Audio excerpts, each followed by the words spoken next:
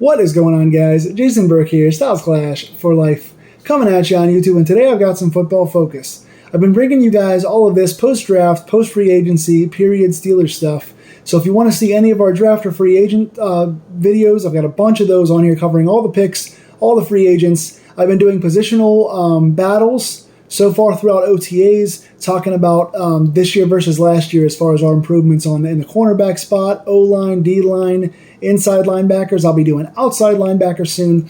So plenty of positional coverage and comparisons from last year to this year on this channel already. Today I wanted to bring you guys something a little bit different. I wanted to talk about second and third year players who could be on the bubble or who could be on the verge of a major impact season. Some guys that I think could really break out and become superstars in their second or third years, and some guys who, if they don't perform largely, they could be permanently shifted into the background as a full-time NFL backup, or could even be battling for their spots and be off the team come September. So I've got, technically I've got 6 players here. One's actually going into their 4th season. But then 5 of them are either in their second or third year. Talking about some guys who had big fanfare coming out of the draft and who really, for one reason or another, haven't really delivered yet, but have shown us potential to see if they can break out next season or if they just, again, fall back to the pack and become career backups. Talking about 6 guys, we'll start with the second-year players, and this one I think is my most intriguing of the entire team to watch this coming season, the one I'm most excited about. Anyone that watches this channel knows that I'm talking about wide receiver Calvin Austin. Now, he's listed as a second-year player because he was drafted last year in the 4th round, was meant to be a Steelers receiver last year, got injured in camp, and never played a single down in the NFL. So even though he's a second-year player, he's technically a rookie because he has not played any regular season NFL or any NFL football at all for that matter. And so it's like we're getting a brand new rookie all over again, a new guy fresh in the locker room. And I'm so excited for Calvin Austin. He was an absolute beast coming out of Memphis. He was one of the fastest receivers in the entire draft last year. He was blowing us away in camp. He was making all kind of moves. He was talked about being one of the standouts at camp, and then he got hurt for a whole season. It was a leg injury, so that's something you're scared about with young receivers, especially considering Austin is smaller and his strength is his speed. But he's back. He's healthy. He's running around at OTAs. Patrick Peterson made a comment about, I can't believe how fast this guy is. The Jets cornerback, who was Defensive Player of the Year last year at corner, talked about, Sauce Gardner talked about how Calvin Austin was the fastest and toughest matchup he ever played against in college. So there's been a lot of talk about Calvin Austin, and he's looked really good so far in OTAs. Now, these are just guys in pads running drills. There's not a ton of contact yet. There's not a lot to be said about OTAs, but so far, Calvin Austin has been reportedly impressing. I think he's going to be coming in at wide receiver for this season. Obviously, Deontay and Pickens are your 1 and 2. The newly acquired Allen Robinson is your big slot number 3. And Calvin Austin is going to be your off slot, your number 4 guy, who can do some return stuff, who can do some gadget stuff, some stuff off the line of scrimmage. And we're going to see if he gets a chance to get out there. He may take his time getting out there with the 3 veterans behind him now. But I think Calvin Austin is a guy who could really be an X factor for us. For a guy that fast and having that much versatility in his game as our 4th guy who's been unseen by NFL scouting tape yet, it's going to be interesting to see what he can do, but I have a lot of faith in Calvin Austin. I'm intrigued by him. Another guy I'm very intrigued by, another second-year player, is DeMarvin Leal. I was a big fan of this pick coming out of Texas A&M. He looked like he could play tackle, he could play end. He's listed here at D-end. He played mostly at tackle last year, but I think finished the season at the end. Started the season around the tackle spot. Came back for an injured Ogunjobi when he came back from injury and played at the D-end spot. And he played in 11 games, but started 2. 2 games started last year toward the end of the season. Had 14 combined tackles and 3 pass deflections. So he is batting balls around the line of scrimmage, and he is getting in the backfield as far as the running game goes. So Leal did not play as much as I would have liked, especially considering the injury. But I think when he came back, he was at his strongest. He was starting to get the game to slow down for him. He was figuring things out a little bit. And I think his natural spot is on the D-end position. I think he's a natural backup to Ogunjobi. I think he's our 3rd best defensive end behind Cam and Ogunjobi. I think D-tackle is kind of filled now with Armon Watts and Braden Fehoko. And the new draft pick we just got, we've got plenty of guys back there. at D tackle. So I think D end is where Leal is going to best serve himself, and I think he needs to make more plays and get more time in there, especially if there's an injury or if Cam needs a break or whatever it may be. But I like Leal, and I think he's got a lot of potential that backs up a lot more than just 14 tackles and 3 pass deflections. But by the same token, if he doesn't step up and he doesn't work his way kind of into more rotational stuff with Ogunjobi, we may not see him nearly as much. So his kind of starting spot, so to speak, is on the line. He's not going to be our starter coming into the season, but his opportunity to get playing time is really going to be important for his development and growth.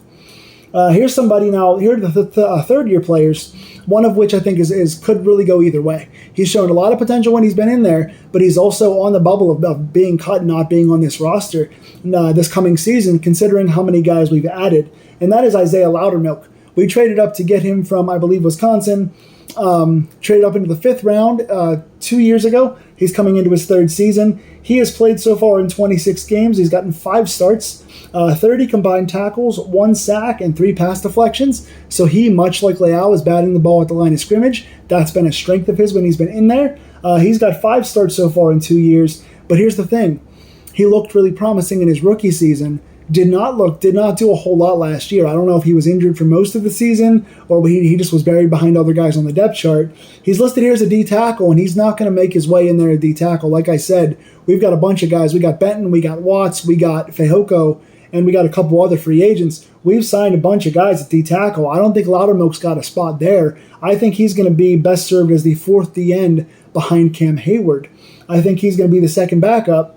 And I think he needs to get more productivity, considering that most of his 30 tackles and his sack and 3 pass deflections were mostly in his rookie season. He did not play a ton last year. And again, that's depth chart, and that's especially, I think, injuries. Hoping he comes back healthy. He was only a 5th round pick, so he's really only going to be expected to be a solid quality backup, which is what he has been so far. But I think when he started, he has shown potential to really, he's a big physical guy who can push in the backfield, kind of like Cam, just nowhere near as skilled. But he's shown that he's got a motor for his size, and I think I could see him being a starter in the future. But again, he's on the fringe now, especially if he's going to be listed at D tackle and play there. There's not going to be much of a spot for him. You've already got 3 D tackles brought into this team from last year, and now 3 D ends when you look at Cam, Ogunjobi, and Leal. So you've got not many spots for him. If anything, he's going to be your last guy kept. So he's got to really make a burst onto the scene to fill that potential. Otherwise, he could be gone coming into the start of the season. Now we have, going into his 3rd year, Presley Harvin. This is one of the most controversial guys on the team, one of the most widely disliked guys on the team if you look at all the message boards and all the fans and all that. I know it's a toxic environment, but it's true. Harvin is not really much ballyhooed. I have not thought Harvin was nearly as bad as others do. He's been very inconsistent, but I don't think he's been bad. He's gotten a lot of flack for being bad. He had 2 really bad punts last year, in particular, 2 really bad ones, 1 really bad game, but overall, I don't think he's been all that terrible. So far in 3 years, he's played in 32 games. He's got 139 punts for 5,496 net yards with a net average of 39.5, and he's got 45 punts inside the 20. Now, to be honest, I don't know where those stats stack up in terms of league averages. I don't know where he falls as far as other punters in the league. I do know that Pittsburgh has brought in 2 other Ray Guy Award winners this offseason. One was an undrafted free agent who's a rugby-style kicker, and one was the Jets punter, who also has been really good at times and bad at times. So now there are 2 legitimate competitors to his job this year, so he is playing for his job. He was drafted, so he was expected to be something as a Ray Guy winner, but now there are 3 Ray Guy winners, meaning best punter in the nation at their time, on this team, so Harvin is fighting for his job.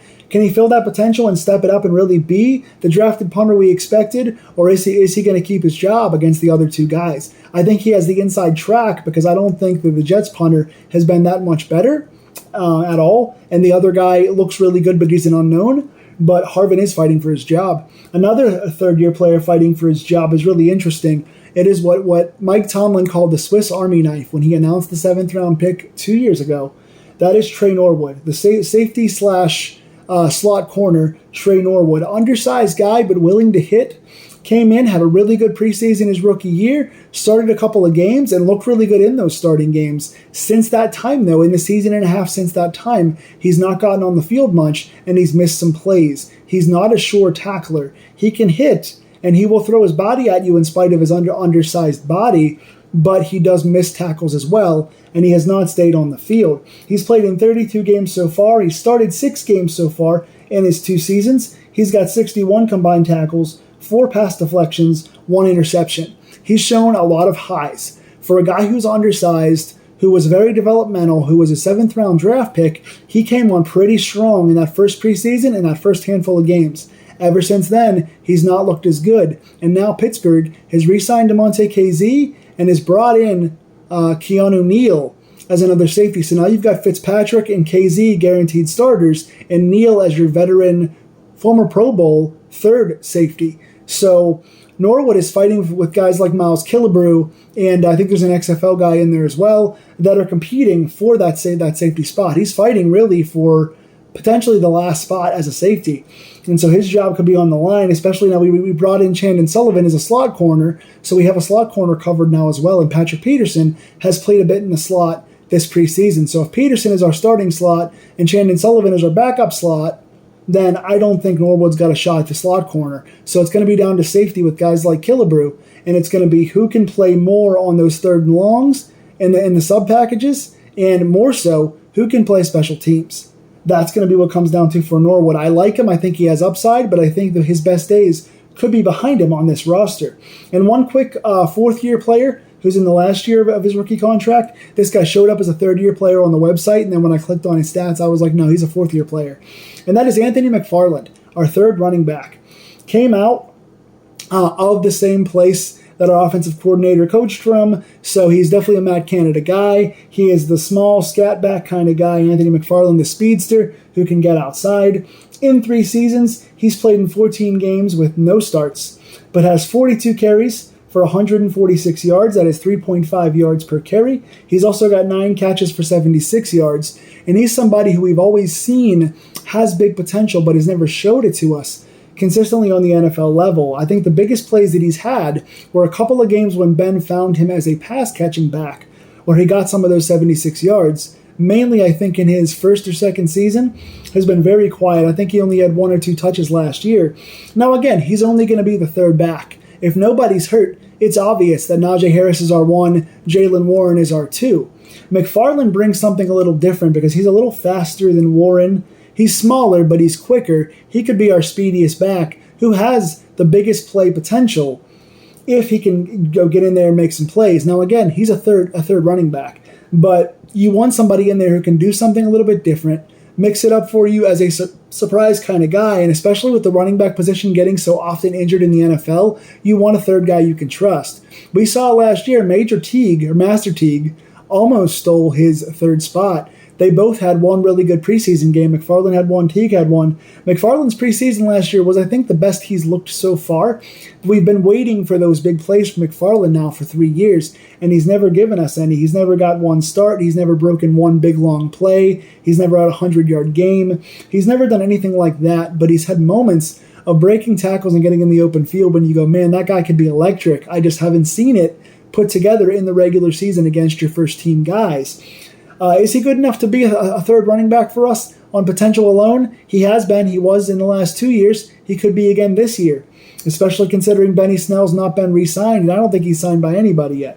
So there's a chance there. But there's also a chance that one of the other running backs, undersized guys, like a Jordan Byrd, who can play hybrid. There's another guy that just got signed recently as a small undrafted free agent. Those guys could come in and take his spot if they just flash for 1 game, because that's all McFarland's really given us so far. So he's really on the bubble as well. So what are you looking for out of these 2nd and 3rd year and even a 4th-year player? Who do you think has the opportunity to either boom or bust, kind of give us their best year and become inserted into the starting or at least rotational lineups, or who could be out the door if they don't play super well? About these guys that I've listed here, these 6 guys that I've given you, do you think all 6 make the team? Are they all perennial backups? Could one of those guys break through? Give me your thoughts on those 6 below. Please like, share, and subscribe to these videos. Talk to me in the comments about the guys you're looking forward to in the coming season and what these guys here on this list mean to you. Please comment, please stay engaged, and I'll be back again with you guys another week for another Steeler video. Take care.